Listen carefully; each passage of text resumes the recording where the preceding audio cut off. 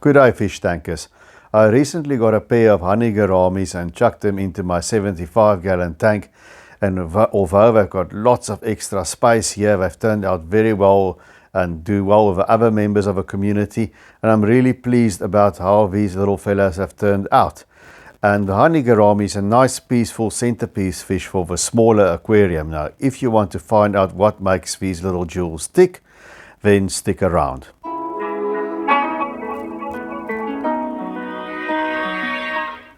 When we're talking centerpiece fish for small aquariums, the dwarf gourami often comes up, and they are great fish, but they're temperamental and individualistic, so you get the odd aggressive one. When we're talking about honey gourami, sometimes they're confused with a red robin gourami that you see here, but those red robin gouramis are actually a color variation of a thick lip gourami and grow a lot bigger. Here we see the honey gourami, and they're smaller, more compact, and the telltale sign is that their mouths are much smaller. They don't grow big, they max out at about 5 centimeters, 2 inches, and they are very peaceful. Now, tank-wise, they can go a single individual, like a male, can go in a 5-gallon, 20-liter tank up to a 10-gallon, 40-liter tank will be fine. But if you want a small group of 3 or so, or maybe a pair of a male and a female, they need a bit of elbow room. So then I would advise on a 2-foot, 15-gallon tank at least. Bigger is always better, but they don't need massive space. They do like a well-planted tank. As you can see, the female there going about her business, picking at the plants, especially some floating plants. In this case, the trailing leaves of the Vallisneria on the surface.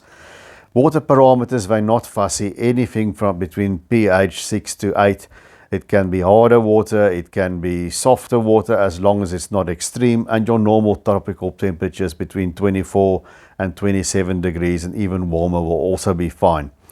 They do eat little insects and crustaceans in the wild, so any flake food or micro pellets or frozen food with a reasonable protein content will do, and they'll also nibble a bit on plant matter.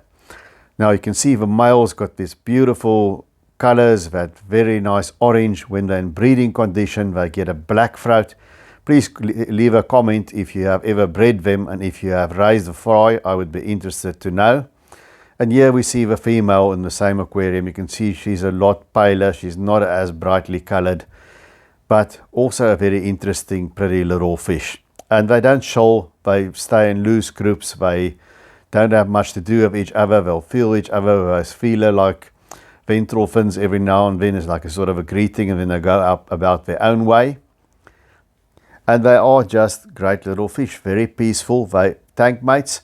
They can go with small nano fish, they won't bother them. They're fine with shrimps, although they might eat the baby shrimps. And the main thing is not to have them with aggressive fish that will bully them.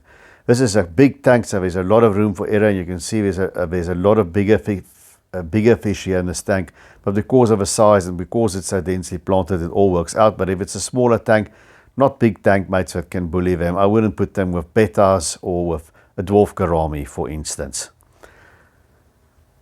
Guys, if you like the content, please remember to smash that like button. I'll greatly appreciate that. And also, please remember to share the content among your fishy groups.